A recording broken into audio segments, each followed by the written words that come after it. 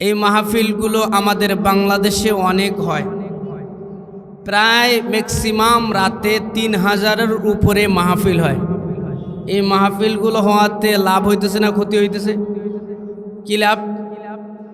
নগদ লাভ হচ্ছে কি, এই মাহফিলগুলো হওয়ার দরুন বর্তমান আর যাত্রা হয় না। যাত্রা হয়? যাত্রা কেউ দেখতে যায়?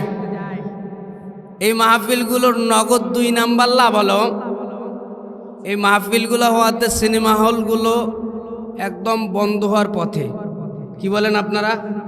সিনেমা মানুষ দেখতে যায় আর, কিন্তু আপনাদেরকে এইখানে আসার জন্য টাকা দেওয়া হয়েছে। মাহফিলের পরে কালাম ভাই আপনাদেরকে বিরিয়ানি দিবে। এমনও হইতে পারে যে আপনাদেরকে কিছু টাকা নিতেও পারে, এরকমও হইতে পারে। কিন্তু যে আল্লাহ আমাকে আপনাকে এই জান্নাতের বাগানে বসাইলেন, এর অনেকগুলো লাভ। 2টা লাভ নগদ বললাম, 3 নম্বর লাভ কি? আল্লাহর নবী বলেন এই মাহফিলে বসলে কোনো গুনাহ হবে? বলেন না, জোরে বলেন, গুনাহ হবে? বাইরে যারা ঘুরতেছে মাইয়াদেরকে দেখতেছে, এরকম মানুষ নাই? ও সুন্দর পাঞ্জাবি পাগড়ি টুপি সুন্দর লাগাইছে, লাগানোর পর কোনো ইচ্ছা ছিল না নারীদেরকে দেখবে, কিন্তু মনের অজান্তে বেগানা নারী চোখের সামনে চলে আসছে, মনের ক্যামেরা দিয়ে ফিট করে নিছে অন্তরের ভিতরে। বলেন বেগানা নারীকে দেখলে গুনাহ হইবে কি হইবে না? এখানে বসছেন আপনারা, কোনো কিছু শুনেন নাই, ঘুম চলে এসছে। মাহফিলে যতক্ষণ থাকবেন আল্লাহর নবী বলেন ততক্ষণ আপনার আমার আমল নামায় রব্বুল আলামিন নেক লিখে দিবেন। সুবহানাল্লাহ। মাহফিলের 4 নম্বর লাভ হলো, আল্লাহর নবী বলেন ক্বালান নবী সাল্লাল্লাহু আলাইহি ওয়াসাল্লাম, ক্বালান নবী সাল্লাল্লাহু আলাইহি ওয়াসাল্লাম, মান ক্বারা হারফাম মিন কিতাবিল্লাহি ফালাহু বিআশরি আমসালিহা। এ মুসলমান বন্ধুগণ, পর্দার আড়ালের মা বোনেরা একটুখানি কান লাগায়া দেন। এদিক সেদিক যাওয়ার কোনো সুযোগ নাই, সময়ও নাই, অল্প সময় আপনাদের সামনে আমার কথা বলা। এই মাহফিল করলে আর হইলে লাভটা কি? আল্লাহর নবী বলেন এই মাহফিলে যতক্ষণ আলেম ওলামাগণ কথা বলবেন, দাদার বাড়ির কিচ্ছা বলবে, দাদার বাড়ির কিচ্ছা বলবে, নানার বাড়ির কিচ্ছা, নিজের বাড়ির কিচ্ছা বলবে না। আল্লাহর নবী বলেন যতক্ষণ কোরআনের মাহফিলে আলোচনা চলবে, কোরআনের আয়াতগুলো তেলাওয়াত হবে, কোরআনের এক একটা অক্ষর যদি কোনো বান্দা বান্দি শুনতে পারে আর আমল কোরআন নিয়ত করে, মদিনাওয়ালা পয়গম্বর বলেন এক একটা আয়াত শোনার বদলেতে, এক একটা অক্ষর শোনার বদলেতে রব্বুল আলামিন কমপক্ষে বান্দা বান্দির আমল নামায় 10টি করে নেক দিয়ে দিবে। সুবহানাল্লাহ। একটা নেক কত বড় জানেন? জানেন নেক কত বড় জানেন? এটা আবার আলাদা সাবজেক্ট। আপনাদের এলাকার হুজুরদেরকে বলবেন, হুজুর এত যে নেকের আলোচনা করেন, একটা নেক কত বড় একটু বলিয়া দেন। এই মাহফিলের অনেকগুলো লাভ। 5 নম্বর লাভ হলো, আপনারা বলুন আপনাদের অত্র এলাকায়, আপনার এই অঞ্চলে মানুষ মরে কি মরে না? মানুষ মরে, মরে তো। আল্লাহর নবী বলেন যেই জায়গার মধ্যে, যেই স্থানের মধ্যে কোরআনের আলোচনা শুরু হয়ে যায়, কোরআনের মাহফিলের মাইকগুলো চায়, নবী মুকাররম ফখরে দু আলম মদিনাওয়ালা পয়গম্বর বলে কোরআনের আলোচনার বরকতে, কোরআনের এই মজমার বরকতে রব্বুল আলামিন সামান্য সময়ের জন্য হলেও, অল্প সময়ের জন্য হলেও রব্বুল আলামিন কবরের আযাবগুলোকে মাফ করে দেয়। সুবহানাল্লাহ। মুসলমান ভাইরা রে আমার, কবর আছে না নাই? কবর থেকে কেউ মুক্তি পাবে না, কবরে যাওয়াই লাগবে। আল্লাহ বলেন কুল্লু নাফসিন যায়িকাতুল মাউত ওয়া ইন্নামা তুওয়াফাউনা উজুরাকুম ইয়াওমাল কিয়ামা। আল্লাহর পয়গম্বরের জামানায় নবী একদিন মসজিদে নববীতে বসে বসে ওয়াজ করতেছিলেন। এমন সময় একজন গ্রাম্য সাহাবী এসে বলতেছে, ওগো আল্লাহর দোস্ত, ওগো পয়গম্বর, আমাদের অত্র এলাকায় অত্র মহল্লায় একজন মানুষ মারা গেছে। অত্র এলাকায় অত্র মহল্লায় একজন মানুষ মারা গেছে। নবীজি সমস্ত কথাবার্তা, সমস্ত দিনের কার্যক্রমগুলো বন্ধ করে দিয়ে দিলেন। চলো যাই ও সাহাবীরা, চলো যাই, আমরা ওই মানুষটার জানাজা করতে যাই।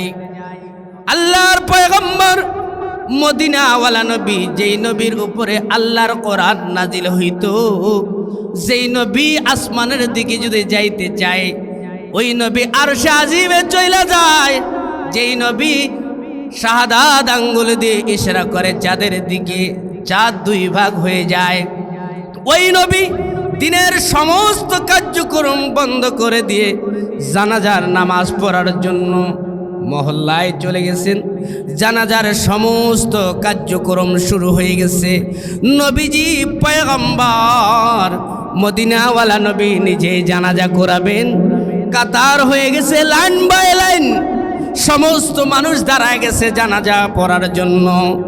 এমন সময় দেখতেছে যেই মাইয়েরটার জানাজা করবে সেই মাইয়েতের কাফনের কাপড়ের ভিতরে কি যেন নড়াচড়া করতেছে। নবীজি জানাজা করতে গেছে। বলুন তো ওই মানুষটা হিন্দু ছিল? যে মানুষের জানাজা করা হয় এই মানুষ হিন্দু, খ্রিস্টান? অ্যাক্টিভ থাকতে হবে। যতটুকু শ্রোতা হয়েছেন আলহামদুলিল্লাহ। আপনারা যে শুনতেছেন মেলায় যায় না, মেলাতে যান নাই, এটা আলহামদুলিল্লাহ। নবীজি জানাজা পড়াবেন, সমস্ত কাজ শুরু হয়ে গেছে। জানাজা পড়াবে ভাব। এমন সময় দেখতেছে কাফনের কাপড়ের ভিতরে কি যেন নড়তেছে। আল্লাহর নবী চুপ করে রইলেন, জানাজা স্থগিত রাখলেন। রাখার পর আবু বকরকে ডাক দেখে, আবু বকর যাও দেখো কাফনের কাপড়ের ভিতরে কি, কাফনের কাপড়ের ভিতরে কি, তাড়াতাড়ি যাও দেখো। আল্লাহর নবীর পয়গম্বরের জলিলুল কদর সাহাবী হযরত সাইয়্যিদিনা আবু বকর সিদ্দিক রাদিয়াল্লাহু তাআলা আনহু কাফনের কাপড়টা খুললেন। খুলে দেখতেছে একটা বড় সাপ মাইয়েতের কপালের মধ্যে ঠোকর মারতেছে। আবু বকর বড় একটা লাঠি নিয়ে আসছে। গল্প বলতেছি না, সময় কাটানোর জন্য কোনো কথা নয়, এখান থেকে শিক্ষা নিতে হবে। আবু বকর কাফনের কাপড়টা খুললেন। খুলে দেখতেছে ওই মাইয়েতের কপালের মধ্যে একটা সাপ সবল মারতেছে।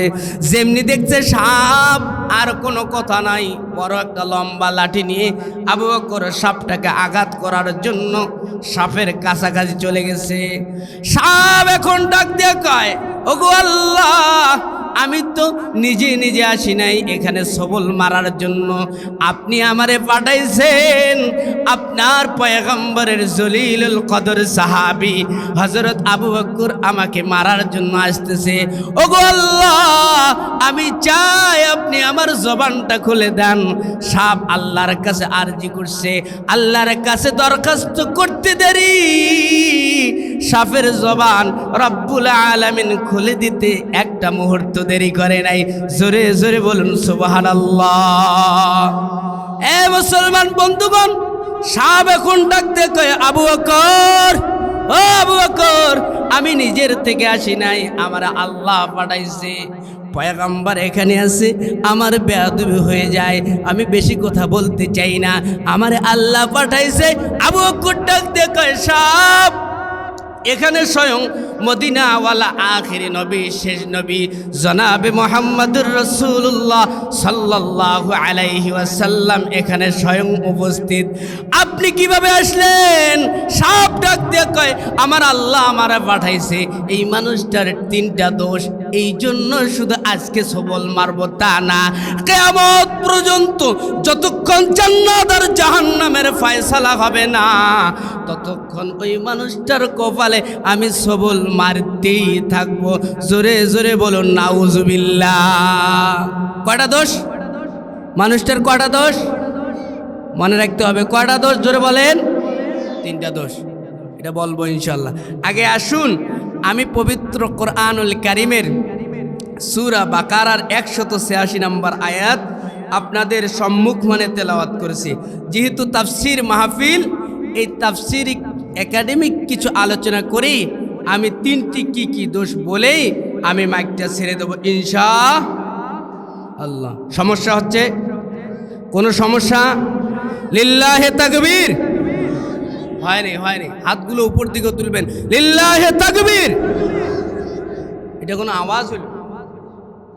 আপনাদের বাজারের আওয়াজ আসতেছে, আপনারা এমন এক আওয়াজ দিবেন, লোক অল্প হয়তো কি সমস্যা নাই। বদরের প্রান্তরে 313 জন সাহাবী ছিল, বদরের ময়দান বিজয় করে আসছে। আপনারা সেইভাবে একটা তাকবীর দিবেন। আপনারা মনে মনে ভাবতেছেন এটা তো বক্তা ছোট মানুষ ওয়াজ করতেছে, যখন বড় বড় আলেমরা আসবে তখন আমরা রিজার্ভ সাউন্ড বাইর করে দেবো, এরকম কোনো চিন্তা ভাবনা আছে নাকি? হ্যাঁ, নাই তো না? আমি বুঝি আপনারা প্রধান বক্তার জন্য অপেক্ষায় আছেন, তেনার সময় সাউন্ড বেশি করে দিবেন। একটা শব্দ দিবেন, লিল্লাহি তাকবীর, নারায়ে তাকবীর, আল কোরআনের আলো, লিল্লাহি তাকবীর। আসুন আমারে সহযোগিতা করুন, আল্লাহকে খুশি করুন, আর সকলে জবান ছেড়ে কোরআনের তেলাওয়াত করুন। পড়ুন, আউযু বিল্লাহি মিনাশ শাইতানির রাজিম, বিসমিল্লাহির রহমানির রহিম। وَإِذَا سَأَلَكَ عِبَادِي عَنِّي فَإِنِّي قَرِيبٌ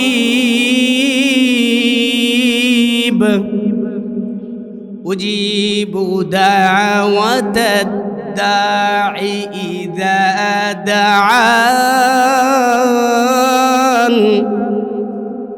فَلْيَسْتَجِيبُوا لِي وَلْيُؤْمِنُوا بِي لَعَلَّهُمْ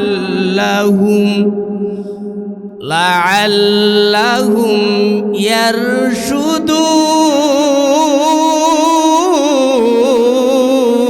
আল্লাহু আকবার বলেন। আসুন আমরা এই আয়াত থেকে অল্প কিছু আলোচনা শুনবো। কতগুলো আলোচনা বলেন না কেন? কত আলোচনা? কোরআনের আলোচনা কখনো অল্প হয়? ব্যাপক আলোচনা না? কোরআনের আলোচনা ব্যাপক না অল্প? আপনাদের এই অত্র মহল্লায় সূরা ফাতিহা আছে, আলহামদুলিল্লাহ সূরা চলে। আপনাদের অত্র এলাকায় আলহামদুলিল্লাহ সূরা নাই? কতদিন থেকে শুনেন? হ্যাঁ, মানে আমরা তো একটু কথাবার্তা বলতেছি, আরে যতদিন থেকে বুঝ ততদিন থেকে শুনতেছি, কখনো পুরানা হয়েছে? তো আমি যে বললাম অল্প কিছুক্ষণ আলোচনা করব, কোরআনের আলোচনা কখনো অল্প হয়, কিন্তু সময়ের মধ্যে শেষ করতে হয়, এটাই কথা, তাই না? কোরআনের জ্বলন্ত মুআজিজা, পুরো কোরআনটাই মুআজিজা, তার মধ্যে সর্বোত্তম সর্বশ্রেষ্ঠ মুআজিজা হলো সূরা ফাতিহা। বলুন না আল্লাহু আকবার। এই কোরআনের সূরা ফাতিহার এত দাম, এত মজা, এত মূল্য। ও বন্ধু, আমার সাথে হারামাইল হুজ্জাজ আছে, আমার সাথে হাজী সাহেব আছে।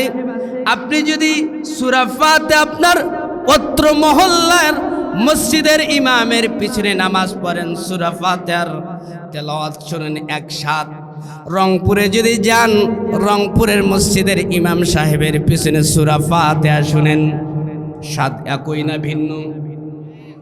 স্বাদ ভিন্ন, সূরা একই, স্বাদ ভিন্ন। এই সূরাটাই যদি আপনি ঢাকার মধ্যে গিয়ে শুনেন, তাহলে স্বাদ আরো ভিন্ন। একই সূরা ও বন্ধু বরিশাল খুলনা গেলে আরো অন্য স্বাদ। স্বয়ং এই সূরাটা যদি মাতাফে বাইতুল্লাহ, যেইখানে হাজিরা তওয়াফ করে, সেইখানে গিয়ে যদি বিশেষ করে শায়েখ আব্দুর রহমান আস-সুদাইসের কণ্ঠে সূরা ফাতিহার তেলাওয়াত শুনতে পারেন, হাজী সাহেব সাক্ষী এ বন্ধু যদি সূরা ফাতিহার তেলাওয়াত শুনেন, কোরআনে এত মজা যদি শুনতে পারেন, আপনি মনে মনে চিন্তা করবেন, এই বুঝি রব্বুল আলামিন আমার উপরে সূরা ফাতিহার আয়াতগুলো নাজিল করতেছে। সুবহানাল্লাহ। এ মুসলমান ইমানদার, আমি ছোট্ট একটা আয়াতে কারিমা তেলাওয়াত করছি সূরা বাকারা থেকে। এই আয়াতের মধ্যে রব্বুল আলামিন অনেক কথা বলেছেন, লম্বা করব না, সংক্ষিপ্ত আলোচনা। আল্লাহ পাক রব্বুল আলামিন এই আয়াতটি কেন নাজিল করলেন, শানে নুজুল অল্প একটু বলবো, তারপরে সামনে আয়াতের ভিতরে আলোচনা করব।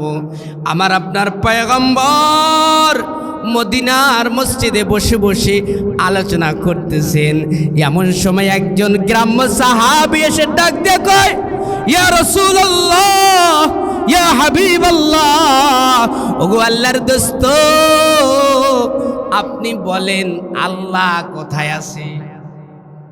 কি প্রশ্ন করছে বলেন না, কি প্রশ্ন করছে সবাই বলেন। আল্লাহ কোথায় আছে আপনারা জানেন? জানেন? দেখছেন? আল্লাহকে দেখছেন? প্রশ্নটা কঠিন প্রশ্ন না সহজ প্রশ্ন? ওগো পয়গম্বর, আপনি বলেন আল্লাহ কোথায়? আল্লাহ কই আছে, কই থাকে? ওয়াইযা সালাকা ইবাদি আন্নী ফাইন্নী করিব। আল্লাহর পয়গম্বরকে প্রশ্ন করতে দেরি, নবী নিজের থেকে সব কথা বলতেন। নবী নিজের থেকে কোনো কথা বলতেন না। নবীজির চক্ষু তয়গুলো নিচের দিকে দিয়ে দিয়েছে, সঙ্গে সঙ্গে ফানাজালা জিবরিল আলাইহিস সালাতু ওয়াস সালাম, জিবরাইল আমিন এসে হাজির। ডাক দেয়া কয়, ওগো আল্লাহর দোস্ত, ওগো পয়গম্বর, চিন্তা কিসের? আপনার গ্রাম্য সাহাবী আপনার প্রশ্ন করছে, আল্লাহ সম্পর্কে প্রশ্ন করছে, আল্লাহ কোথায় থাকে? আপনি বলে দেন আল্লাহ মানুষের অতি নিকটে থাকে। সুবহানাল্লাহ। আল্লাহ কোথায় থাকে? আল্লাহ আমাদের সাথেই আছে। কোথায় আছে? وَنَحْنُ أَقْرَبُ إِلَيْهِ مِنْ حَبْلِ الْوَرِيدِ। আল্লাহর পয়গম্বর ডাক দেয়া কয়, সাহাবী তথা গোটা বিশ্বের মুসলমান তথা গোটা বিশ্বের মানুষদেরকে আল্লাহ পাক রব্বুল আলামিন জানায় দিচ্ছেন, আল্লাহর চিন্তা করতে হবে না মানুষ, আল্লাহ তোমাদের সাথে আছে। সাথে মানে কোথায় আছে? কয় পিছনের একটা একদম নিকটের সাহারে রগ রয়েছে, ওই রগের থেকেও তোমার কাছে আছে।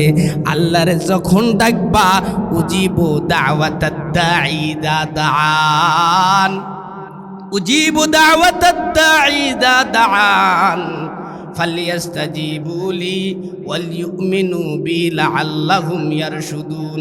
আল্লাহরে যখন ডাকবা, আল্লাহর কাছে যখন দোয়া করবা, এ মুমিন বান্দা বান্দি, ও মুসলমান, আল্লাহ পাক রব্বুল আলামিন ছোট্ট এক গ্রাম্য সাহাবীর জবাব দিয়ে বলে, পয়গম্বর আপনি আপনার উম্মতদেরকে জানা দেন, আমি আল্লাহ মানুষদের সাথে রয়েছি। মানুষরা যখনই দোয়া করবে, দোয়া করতে দেরি, আমি আল্লাহ মানুষদের দোয়া পর্দা ছাড়া কবুল করতে একটা মিনিট দেরি করি না। সুবহানাল্লাহ। এই আয়াতের মূল আলোচনা, দোয়া করলে কবুল করেন কে? আল্লাহ কোথায় আছে?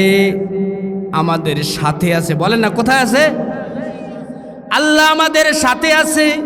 আহাদুল লাইসা কামিসলিক সামাদুল লাইসা কাফাজুলিক, আহাদুল লাইসা কামিসলিক সামাদুল লাইসা কাফাজুলিক, লিমানিল মুলকু তুগু ইতু সাজাওয়ার খোদাই, লিমানিল মুলকু লিমান খুদা ওয়ার খোদাই, কুল হুয়াল্লাহু আহাদ আল্লাহুস সামাদ লাম ইয়ালিদ ওয়া লাম ইউলাদ ওয়া লাম ইয়াকুল লাহু কুফুয়ান আহাদ। মূল আলোচনা হলো আল্লাহ আমাদের সাথে আছে, আল্লাহর কাছে যখনই মানুষ দোয়া করে আল্লাহ বলে আমি পর্দা ছাড়া মানুষদের দোয়া সঙ্গে সঙ্গে কবুল করে নেই। এই আয়াত নাজিল হইতে দেরি সমস্ত সাহাবীরা খুশিতে আত্মহারা লাফাইতেছে, কারণ আমরা যা দোয়া করব রব্বুল আলামিন সব দোয়া কবুল করে নিবে। সুবহানাল্লাহ। যখন সমস্ত সাহাবীরা লাফাইতেছে খুশিতে, ইন্নিমেন মুহূর্তে আল্লাহর নবীর মনটা খারাপ। কার মন খারাপ? নবীজির মন খারাপ। আবু বকর, ওমর, ওসমান ডাক দিয়া কয়, ইয়া রাসূলুল্লাহ, ইয়া হাবিবাল্লাহ, এত সুন্দর এক আয়াত নাজিল করছেন আমার আল্লাহ, আপনার মনটা কেন খারাপ? আবু বকরকে আল্লাহর নবী ডাক দিয়া কয়, তোমরা যাহা দেখো আর তোমরা যাহা শুনো আমি কিন্তু ভিন্নটা শুনি। কয় কি ভিন্ন? আল্লাহর পয়গম্বর ডাক দিয়া কয়, জিবরাইল আমিন আমারে কানে কানে জানায় দিয়েছে সকল মানুষের দোয়া কবুল করবেন, দোয়া করলে পর্দা ছাড়া দোয়া কবুল করবেন, কিন্তু 10 শ্রেণীর মানুষের দোয়া রব্বুল আলামিন কবুল করবে না। কয় শ্রেণী? জোরে বলেন কয় শ্রেণী? দুই হাত দিয়ে বলেন কয় শ্রেণী? এটা শুনে নেবেন, এটা লিখে নেবেন। কালকে চায়ের দোকানে যাবেন, হুজুর কি ওয়াজ করছে? সেই ওয়াজ করছে। কি ওয়াজ করছে? সেই। কি ওয়াজ করছে? হুজুর সেই। আরে কি ওয়াজ করছে বল না। কয় ঘোড়ার ডিম। মানে কিছু জানে নাই ওয়াজের মধ্য থেকে। ওই ওয়াজের যেমন ঘোড়ার ডিমের কোনো মূল্য নাই, ঘোড়ার ডিমের কোনো ভিত্তি নাই, ঠিক তদ্রূপ 2 ঘন্টা 3 ঘন্টা আলোচনারও কোনো ভিত্তি। আলোচনা থেকে একটা জিনিস শিক্ষা নিতে হবে। আজকের আলোচনা শুনবেন, আজকের আলোচনাটা হবে দোয়া কবুল হয় না কেন। আমি প্রথম সেন্টেন্স, প্রথম অক্ষরগুলো বলবো, প্রথম দিকটা বলবো, আপনারা তারপর বলবেন। আমি বলবো দোয়া কবুল হয়, দোয়া কবুল, আপনারা বলবেন হয় না কেন। বলেন দোয়া কবুল, বলেন দোয়া কবুল। 10 শ্রেণীর মানুষের দোয়া আল্লাহ কবুল করেন। এই 10টা পয়েন্ট অল্প সময় বলে আমার আলোচনা শেষ করবো ইনশাআল্লাহ। বেশি সময় আপনাদেরকে বিরক্ত করব। আসুন, আল্লাহ তো পর্দা ছাড়া দোয়া কবুল করে, আল্লাহ তো কাছেই আছে। কিন্তু দেখেন আমাদের অবস্থাটা, প্রতিনিয়ত বাংলাদেশে ম্যাক্সিমাম প্রতিদিন কমপক্ষে 3000 মাহফিল হয়। কয় হাজার? জোরে বলেন কয় হাজার? 3000 মাহফিলে হুজুরা দোয়া করে কি করে না? আপনারা বলবেন যে হুজুরা দোয়া করে, হুজুরা তো টাকা নিয়ে আলোচনা করে। আচ্ছা ঠিক আছে, আমরা টাকা নিয়ে আলোচনা করি, আমাদের মুখের কোনো দাম নাই। ধরলাম সামান্য সময়ের জন্য হইল যে আপনারা যে ওয়াজ শুনেন, এখানে অনেক আল্লাহওয়ালা মানুষ আছেন, আপনারা তো আমিন আমিন বলেন, তাও ওয়াজ মাহফিলের পরে গুনার সংখ্যা, বেপরদার সংখ্যা, সুদের সংখ্যা বাড়ছে না কমছে? তা দোয়া কবুল হয়েছে? বলেন না, দোয়া কবুল হয়েছে? তারপর বিশ্ব ইজতেমা হয় না আমাদের দেশে? আগে তো এক দল ছিল, এখন কয় দল? 2 দলের কোনো ভ্যালু আছে? আলেমরা যেই দলে থাকবে আমরাও সেই দলের সাথে আসছি ইনশাআল্লাহ। কথা বলতে গেলে লম্বা হয়ে যায়। তো বিশ্ব ইজতেমায় দোয়া হয় কি হয় না? জোরে বলেন, হাহু বলেন, হয় কি হয় না? তো বিশ্ব ইজতেমায় যখন দোয়া, हमारे मुसलमान को माफ फरमाओ, हमारे ईमान को बरद्दा फरमाओ, অনেক দোয়া চলতে থাকে। বলেন বিশ্ব ইজতেমার দোয়ার পরে মুসলমানরা কি আগের থেকে ভালো হয়েছে না খারাপ হয়েছে? খারাপ হয়েছে। বলেন না, কি হয়েছে? আগে সুদ ছিল যেমন, তার থেকে বাড়ছে না কমছে? আগে বেপরদা ছিল কম, আগে মেলা লাগায় নাই। দেখবেন মাহফিলগুলো আমরা করি, আগে কিন্তু এরকম মেলা ছিল না। মাহফিলের দিনে এই মেলায় যে বেপরদায় চলে রে ভাই, আপনারা জানেন না। যে মহিলা 1 বছরও বাড়ি থেকে বাইর হয় নাই, সেই মহিলাটা আজকে বাইর হয়েছে কি হয় নাই? লিল্লাহি তাকবীর। প্রধান মুফাসসিরের আগমন, জোরে জোরে, প্রধান মুফাসসিরের আগমন, হযরত মাওলানা আবেদ আলী ফারুকী হুজুরের আগমন, মাহফিলের পক্ষ থেকে লিল্লাহি তাকবীর। বিশ্ব ইজতেমার ময়দানে টঙ্গীর তুরাগ নদীর পারে দোয়া হয়। দোয়া হওয়ার পরে গুনাহ বাড়ছে না কমছে? বাড়ছে ম্যাক্সিমাম। তারপর চরমনার ময়দানে দোয়া হয় না? বাংলাদেশে ইসলামিক ফাউন্ডেশনের গবেষণা গণনা অনুযায়ী বর্তমান বাংলাদেশে 3,60,000 পীর রয়েছে। কত পীর? 3,60,000। আল্লাহ পাক রব্বুল আলামিন বলেন, হাবিব আপনি আপনার উম্মতদেরকে জানায়া দেন আমি রব কাছে আছি। আমার কাছে যদি কোনো বান্দা বান্দি দোয়া করে, আমি ওই বান্দা বান্দির দোয়া পর্দা ছাড়া কবুল করি। জোরে জোরে বলুন সুবহানাল্লাহ। এ মুসলমান, সুবহানাল্লাহর আওয়াজ শুধু ডান দিকের মানুষরা বলে, বাম দিকে কোনো আওয়াজ নাই। জোরে বলেন সুবহানাল্লাহ। এ মুসলমান ইমানদার, আল্লাহ তো কাছে আছে কিন্তু দোয়া কবুল হয় না কেন?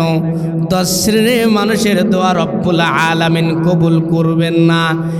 1 নম্বর, ওই সমস্ত মানুষদের দোয়া রব্বুল আলামিন কবুল করে না যারা হলো মুশরিক। যারা হলো মুশরিক, যারা শিরিক করে, শিরিকের গুনাহ করে, এরকম লোক আমাদের দেশে আছে না নাই? কিছুদিন আগে, অল্প কিছুদিন হয়, যেখানে যাইতেন, যেখানে যে অফিসে যাইতেন, অফিসের সামনে, পুলের সামনে, বাড়ির সামনে বড় বড় মূর্তি ছিল কি ছিল না? দেখেন নাই মূর্তি? দেখেন নাই? বলেন মূর্তির পূজা করা শিরিক না হালাল? আমরা যারা মুসলমান আছি, অধিকাংশ মুসলমান এই শিরিক, এই বড় শিরিক হলো 2 প্রকার। শিরিক বিজাত, শিরিক বিসিফাত।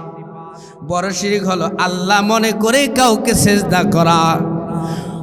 অন্য দলের মানুষ কিছুদিন আগে এই দেব দেবী, এই পূজা বড় বড় বানাইয়া পূজা করত, কিন্তু রব্বুল আলামিন আছে না নাই? এমন একটা সিদ্ধান্ত চালু করে দিলেন রব্বুল আলামিন, এমন একটি পরিকল্পনা করলেন, বন্ধু তাদের ওই মূর্তিগুলো অল্প সময়ের জন্য হলেও 5 মিনিট, 10 মিনিট, আধা ঘন্টার মধ্যে গোটা বাংলাদেশ থেকে মূর্তি সাফ হয়ে গেছে। কথা বলেন ঠিক কিনা? এ মুসলমান, এই মূর্তির বিরুদ্ধে একজন আমাদের আলেম কথা বলেছিলেন, অল্প কথা, যে যেখানে সেখানে মূর্তি বানায়েন না। শুধু বলছে, তারা জেলে ধরে গেছে। জানেন না আপনারা? এরকম ছিল কি ছিল না? এখন আমরা স্বাধীন, বাংলার মানুষ শিরিক বিজাত করে না, কিন্তু শিরিক বিসিফাত, এটা হলো ছোট শিরিক, যেটা করলো আল্লাহ পাক রব্বুল আলামিন দোয়া কবুল করে না। এ মুসলমান, চরমনার ময়দানে দোয়া হয়, প্রতিনিয়ত রাতে দোয়া হয়, টঙ্গীর ইজতেমায় দোয়া হয়, এত দোয়া করে মানুষ কিন্তু কবুল হয় না। কারণটা কি? 1 নম্বর, আমরা সকলেই, ইচ্ছায় হোক আর অনিচ্ছায় হোক, সকলেই আমরা শিরিক বিসিফাতের সাথে জড়িত। আমি 2-1টা উদাহরণ দিলেই আপনারা ভালোভাবে বুঝবেন। ও মুসলমান, আপনাদের অত্র গ্রামে মহল্লায় দেখবেন অনেক মানুষ বলে, আমার গাভীটা না হইলে আমি মরে যাইতাম। এরকম মানুষ ছিল না? আছে না নাই? আল্লাহর এক সিফাতি নাম হলো রাজ্জাক। কি নাম? রাজ্জাক। খাওয়ানেওয়ালা হলেন আল্লাহ, কিন্তু ইচ্ছায় হোক আর অনিচ্ছায় হোক আমরা রব্বুল আলামিন একটা নামের সাথে শিরিক করে ফেলেছি। এই শিরিকের গুনাহ, যদি গুনার উপরে কথা বলতে যাই রাত শেষ হয়ে যাবে বন্ধু, কথা শেষ হবে না। সেজন্য শিরিক বিজাত অথবা শিরিক বিসিফাতের গুনাহ আমাদেরকে ছাড়তে হবে। যতদিন ছাড়ব না, মক্কা মদিনায় যদি দোয়া করি, রব্বুল আলামিন বলে, বান্দা বান্দি যতই দোয়া করো, আমি রব তোমাদের দোয়া কিন্তু কবুল করব না। 2 নম্বর, উকুকুল ওয়ালিদাইন। আল্লাহ নবী বলেন, ও আমার উম্মতের দল, তোমরা যারা পিতামাতার অবদ্ধ সন্তান তাদের দোয়া রব্বুল আলামিন কবুল করেন।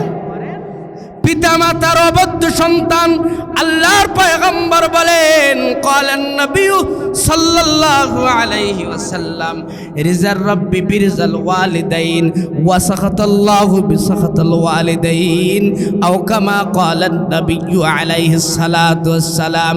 নবী মুকাররম বলেন, ও আমার উম্মতের দল, তোমার পিতামাতা যদি তোমার উপর খুশি থাকে, আমার রব রব্বুল আলামিনও খুশি হয়ে যাবে। পিতামাতা যদি অসন্তুষ্ট হয়ে থাকে, তোমার উপর আমার রব বেজার হয়ে থাকবে। সেজন্য বন্ধু, আমরা যদি পিতামাতাকে বেজার রেখে অনেক দোয়া করি, অনেক ইবাদত করি, কোটি কোটি টাকা দানও করি, রব্বুল আলামিনের পয়গম্বর বলেন, পিতামাতার অবদ্ধ সন্তান যারা, তাদের দোয়া রব্বুল আলামিন কবুল করবে না। সেজন্য আজকের মাহফিল থেকে শিক্ষা নিতে হবে। 1 নম্বর, শিরিকের গুনাহ করা যাবে না। 2 নম্বর, পিতামাতার অবদ্ধ সন্তান হওয়া যাবে না। একটা হাদিস বলে সামনের দিকে আমি যাইতে চাই। আপনাদের এই হাদিসটা সকলের জানা, কিন্তু তবু আমি বলতে চাই, হৃদয়ে জাগ্রত করতে চাই। ও মুসলমান ইমানদার আল্লাহর গোলাম, ও পর্দার মা বোনেরা, একটুখানি কান লাগায়া দেন। আল্লাহর পয়গম্বরের একজন জলিলুল কদর সাহাবী, নাম ছিল তার হযরতে আলকামা রাদিয়াল্লাহু তাআলা আনহু। কি নাম বললাম? আলকামা রাদিয়াল্লাহু তাআলা আনহু। মৃত্যুর সময় হয়ে গেছে, কালিমা পড়তে পারতেছে না, জবান থেকে কালিমা আসতেছে না। আপনারা বলুন, আল্লাহর নবীর সাহাবীরা জান্নাতি না জাহান্নামী? জোরে বলেন, আল্লাহর নবীর সাহাবীরা জান্নাতি না জাহান্নামী? রাদিয়াল্লাহু আনহুম ওয়া রাদু আন। আল্লাহ পাক রব্বুল আলামিন বলেন, আমি আল্লাহ ও নবীজি আপনার সাহাবীদের উপর খুশি, তারাও আমার উপর খুশি, তারা বিনা হিসাব আল্লাহর জান্নাতে যাবে। কিন্তু এখানে ঘটনাটা কি? হযরত আলকামার জবান থেকে কালিমা আসতেছে না। কারণ কি? কারণ কি? আল্লাহর পয়গম্বরের কাছে খবর চলে গেল, ইয়া রাসূলুল্লাহ, ইয়া হাবিবাল্লাহ, আপনার সাহাবী আলকামার জবান থেকে কালিমা আসতেছে না।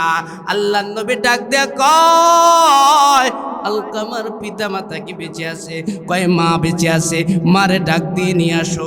মা চলে আসলেন। লম্বা ঘটনা, লম্বা হাদিস, সংক্ষিপ্ত আকারে বলতেছি। ও মুসলমান ইমানদার, আলকামার মা আসলো, ডাক দেয়া কয়, মা আপনার আলকামা কেমন ছিলেন? কয়, পৃথিবীর জমিনে যত মানুষ দুনিয়ায় আমি দেখেছি, আমার সন্তান আপনার সাহাবী আল্লাহর জমিনে সব থেকে ভালো মানুষ ছিল।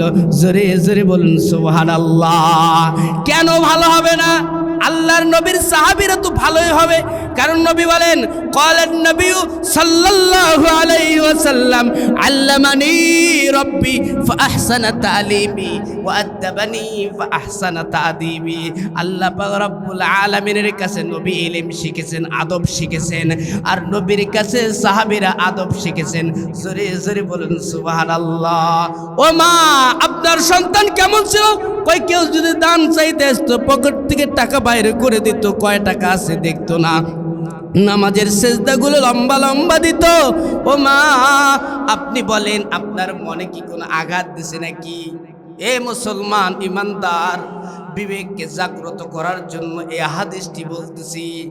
মা ডাক দিয়ে কয়, ইয়া রাসূলুল্লাহ, ইয়া হাবিবাল্লাহ, ওগো আল্লাহর দোস্ত, বিয়ের আগে আলকামা অনেক ভালো ছিল, কিন্তু যখন বিবাহ হয়ে গেল, তখন আমার কথার উপরে তার স্ত্রীর কথা প্রাধান্য দিত। আমি মনে কষ্ট পাইছি, আমি কোনো কিছু বলি নাই। আল্লাহ নবীর জানার আর বাকি রইল না। ডাক দিয়ে বলে, বেলাল, এ বেলাল, কোথায় তুমি? যাও আলকামার বাড়ির সামনে লাকড়ি নিয়ে যাও, আগুন দিয়ে জ্বলায়া দাও লাকড়িগুলো। আলকামার মা বলে, ইয়া রাসূলুল্লাহ, ইয়া হাবিবাল্লাহ, কারণ কি? কয় আপনার সন্তান আলকামাকে সেখানে পুরানো হবে। কয় কেন পুরানো হবে? কয় আপনার মনে আঘাত দিছে। ডাক দেয়া কয় আমি মাফ করে দিলাম, মাফ করে দিতে দেরি আলকামার জবান থেকে কলেমা আসতে দেরি হয় নাই। সুবহানাল্লাহ। এ মুসলমান, আল্লাহর নবী আলকামা রাদিয়াল্লাহু তাআলা আনহুর বাড়িতে গেলেন, গিয়ে দেখতেছে আলকামার চোখগুলো খোলা, রুহটা চলে গেছে। চোখগুলো খোলা, রুহটা চলে গেছে। আল্লাহর নবীর জান্নাতে হাত মোবারক দিয়ে চোখগুলো ঢাকায় দিলেন, দিয়ে আসমানের দিকে নবীজি তাকাইলেন। তাকানোর পর মুস্কি হাসতেছে। উপস্থিত সাহাবীরা ডাক দেয়া কয়, ইয়া রাসূলুল্লাহ, ইয়া হাবিবাল্লাহ, আপনি হাসতেছেন কেন? আল্লাহর নবী ডাক দেয়া কয়, তোমরা যাহা দেখো না, আমি পয়গম্বর তাহা দেখি। আমি দেখতেছি আলকামার রূহটা আল্লাহর ফেরেশতারা কে কার আগে জান্নাতে নিয়ে যাবে এই জন্য দৌড়াদৌড়ি করতেছে। জোরে জোরে বলুন সুবহানাল্লাহ। মুসলমান ইমানদার যারা উকুকুল ওয়ালিদাইন, পিতামাতার মানে পিতামাতার সাথে খারাপ আচরণ করে, তারা যতই দোয়া করুক রব্বুল আলামিন কবুল করে না। তিন নাম্বার ওই সমস্ত মানুষদের দোয়া রব্বুল আলামিন কবুল করে না। আল হাসিদুন, বলেন না আল হাসিদুন, যারা হিংসুক, বলেন না কি হিংসুক, যারা হিংসা করে মানুষদের সাথে। আল্লাহর নবী বলেন, যতই দোয়া করো, লাইলাতুল কদরে যদি দোয়া হয়, ঈদের রাত্রিতে যদি দোয়া করে হিংসুক, হিংসা মানুষ যত দোয়া করে রব্বুল আলামিন বলে দোয়া করতেই থাকবে, কিয়ামত হয়ে যাবে, আল্লাহ পাক রব্বুল আলামিন দোয়া কবুল করবে না। ও মুসলমান ইমানদার, আপনারা বলেন আমাদের অন্তরে হিংসা আছে না নাই? কথা বলেন, আছে না নাই? হিংসা না নাই মানে সব থেকে বেশি হিংসা হলো হুজুরদের অন্তরে। সব থেকে বেশি হিংসা কার অন্তরে?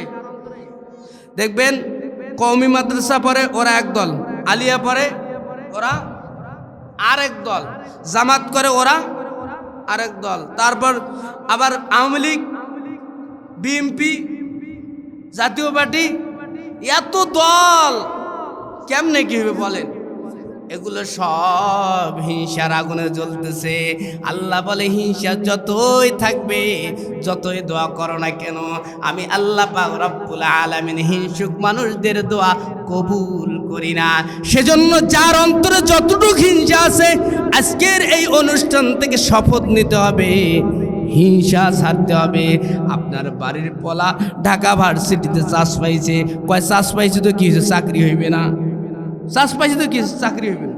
যখন চাকরি পাইছে কয় চাকরি পাইছে তো কি ঘুষ খাইবে। যখন চাকরিও করে সুন্দরভাবে, তো হয়েছে তা কি হয়েছে, ওর সন্তান ভালো হইবে না। মানে এত হিংসা, হিংসার আগুনে জ্বলতেছে গোটা দেশ। হিংসা ছাড়তে হবে মুসলমান, হিংসা যদি ছাড়তে না পারি দোয়া করতে থাকবো, কিয়ামত চলে আসবে। রব্বুল আলামিন বলেন আমি কাছে আছি, কিন্তু তোমাদের হিংসুকদের দোয়া আমি রব কবুল করব না। 4 নম্বর, এ মুসলমান একটুখানি কাল লাগান। আল্লাহর নবী বলেন শারিবুন আল খামর, শারিবুন আল খামর, যারা নেশা করে, নেশাখোরের দোয়া রব্বুল আলামিন কবুল করে না। এখন দিন যত বাড়তেছে নেশাখোর বাড়তেছে না কমতেছে? নেশাখোর খেলার নেশা, ইয়াবা খায়, গাঁজা খায়, ফ্যান্সি ডাল খায়, আরো যত জিনিস আছে, মেন নেশা, অবৈধ জিনিসের নেশা। আল্লাহর নবী বলেন যারা নেশাখোর তাদের দোয়া রব্বুল আলামিন কবুল করবে না। ও বাবা, ও মা, আপনি তো চিন্তা করেন না, আপনি তো মনে মনে ভাবতেছেন আমি জান্নাতি, আমি জান্নাতি, আমি জান্নাতি। রব্বুল আলামিন বলেন ইন্নামা আমওয়ালুকুম ওয়া আওলাদুকুম ফিতনা, তোমার সন্তান তোমার জাহান্নামে যাওয়ার কারণ হবে। আপনি আপনার সন্তানকে একসাথে নিয়ে খানার প্লেটে বসবেন, আপনি এত বড় মানুষ, আপনি একাই 3 প্লেট ভাত খান, কিন্তু আপনার সন্তান 1 প্লেটও খায় না।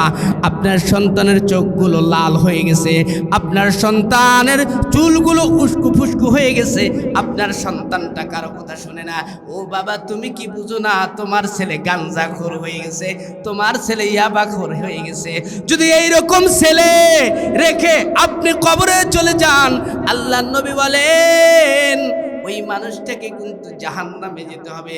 ওই মানুষটা যদি 1000 বার দোয়া করে, লাখো বার দোয়া করে, 1000 বার মক্কা যায়, মদিনা যায়, নবী বলেন যতই দোয়া করো আমি রব কিন্তু দোয়া কবুল করব না। এই মাহফিল থেকে আপনি বিলাইয়া নেব আমার মধ্যে এই দোষ আছে কিনা। 5 নম্বর, ও মুসলমান ভাইরা, আল্লাহর নবী বলেন 5 নম্বরে ওই সমস্ত মানুষদের দোয়া রব্বুল আলামিন কবুল করবে না, যেই সমস্ত মানুষটা হলো আকিলুনার রিবা। বলেন না, কি বললাম? আকিলুনার রিবা, যারা সুদখোর। সুদ আছে না নাই? আছে না নাই?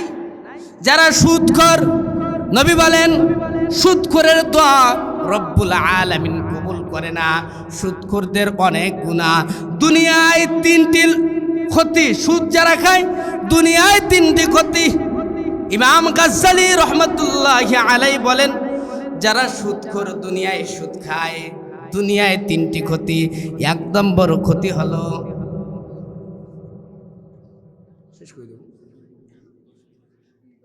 1 নম্বর যারা সুদ খায়, 1 নম্বর ক্ষতি হলো, হে মুসলমান, সুদখোরের চেহারা দেখলেই মনে হয় এটা টেনশনে আছে।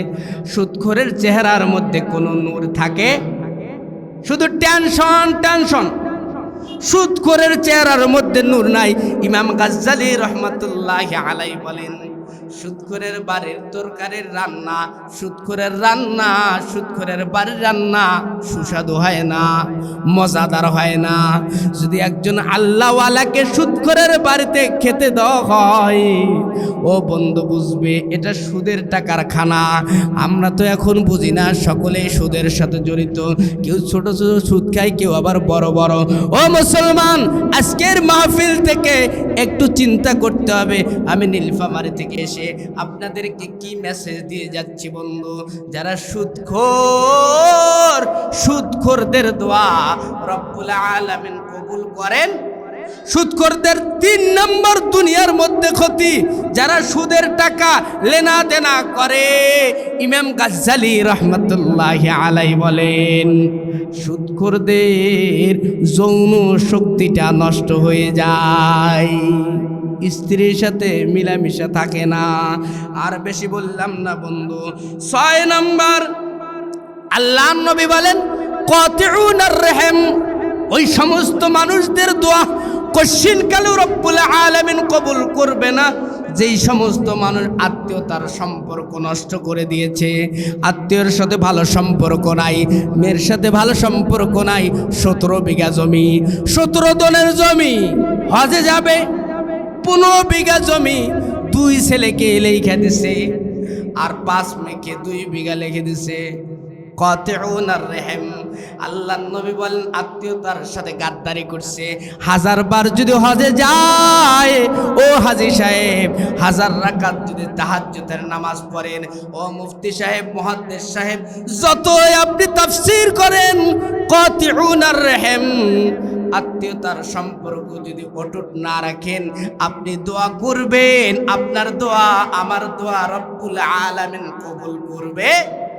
বাড়িতে যখন আত্মীয় আসে দেখবেন মেয়েরা রেগে যায়, কিন্তু সব আত্মীয়র বেলা রেগে যায় না। শুধুমাত্র কেবলমাত্র স্বামীর বাড়ির আত্মীয় যখন আসে, সেজন্য ও মা, আপনাদের কানের মধ্যে এই আওয়াজ যাচ্ছে, যদি আত্মীয় আসে আপনারা রাগ করবেন না। কারণ আল্লাহর নবী বলেন যেই বাড়ির মধ্যে আত্মীয় যায়, সেই বাড়ির মধ্যে আল্লাহ পাক রব্বুল আলামিন 70,000 রিজকের দ্বার খুলে দেয়। সুবহানাল্লাহ। এ মুসলমান, 7 নম্বর, ওই সমস্ত মানুষদের দোয়া রব্বুল আলামিন কবুল করে না। আল্লাহ নবী বলেন আকিলুনাল হারাম, যেই সমস্ত মানুষগুলো হারাম খাদ্য খায়। কি খায়? হারাম খাদ্য। নবী বলেন ক্বালান নবী সাল্লাল্লাহু আলাইহি ওয়াসাল্লাম লা ইয়াদখুলুনাল জান্নাতা জাসাদুন ইল্লা গুযিয়া বিল হারাম। লা ইয়াদখুলুনাল জান্নাতা জাসাদুন ইল্লা গুযিয়া বিল হারাম। হারাম ভক্ষণকারী দেহ কখনো জান্নাতে যাবে না। সেজন্য আজকের এই মাহফিল থেকে শপথ নিতে হবে, আমার অল্প জীবন, আমার জীবনটা অনেক সময় ধরে আমি দুনিয়ায় থাকবো না। আমার জীবন আজ নয় কাল শেষ হয়ে যাবে। হাজার হাজার বছর এই দুনিয়ায় কিন্তু থাকার জায়গা না। দুনিয়া থাকার জায়গা না, দুনিয়ায় থাকার জায়গা না। ও মুসলমান, আজ নয় কাল কিন্তু চলে যেতে হবে। মন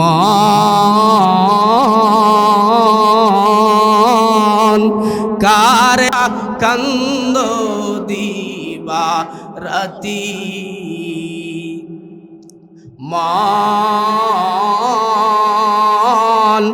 কার লাগিয়া কান্দ দিবা রাতি।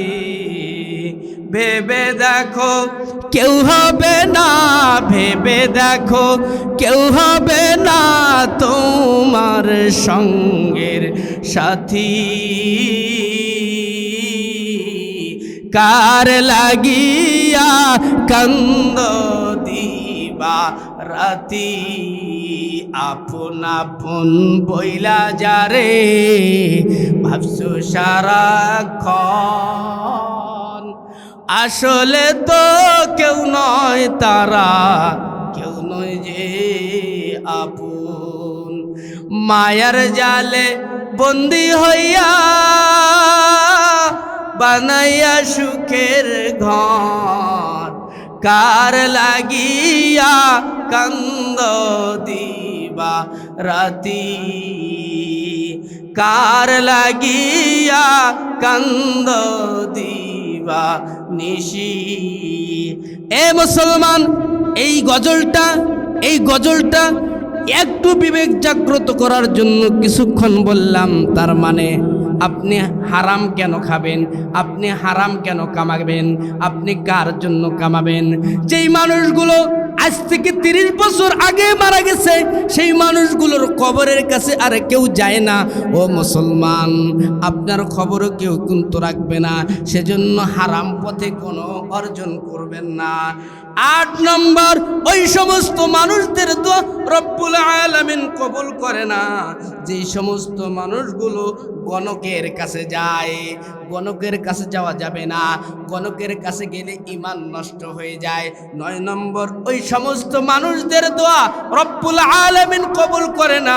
আল্লাহর নবী বলেন ক্বালান নবী সাল্লাল্লাহু আলাইহি ওয়াসাল্লাম মা আসফালা মিনাল কাবাইনি মিনাল ইজারি ফিন্নার। যেই সমস্ত পুরুষরা টাকনুর নিচে কাপড় পরিধান করে। এ মুসলমান, আজকে দেখবেন অনেক মানুষ ছেলে কিন্তু মেয়ের ভেষ ধরে, অনেক মেয়ে ছেলের ভেষ ধরে। এই কাজটা যারা করবে, আল্লাহর নবী বলেন কিয়ামত পর্যন্ত দোয়া করবে, রব্বুল আলামিন দোয়া কবুল করবে না। 10 নম্বর, ওই সমস্ত মানুষদের দোয়া রব্বুল আলামিন কবুল করবে না। আল্লাহ বলেন তা'মুরুনা বিল মারুফ ওয়া তানহাউনা আনিল মুনকার।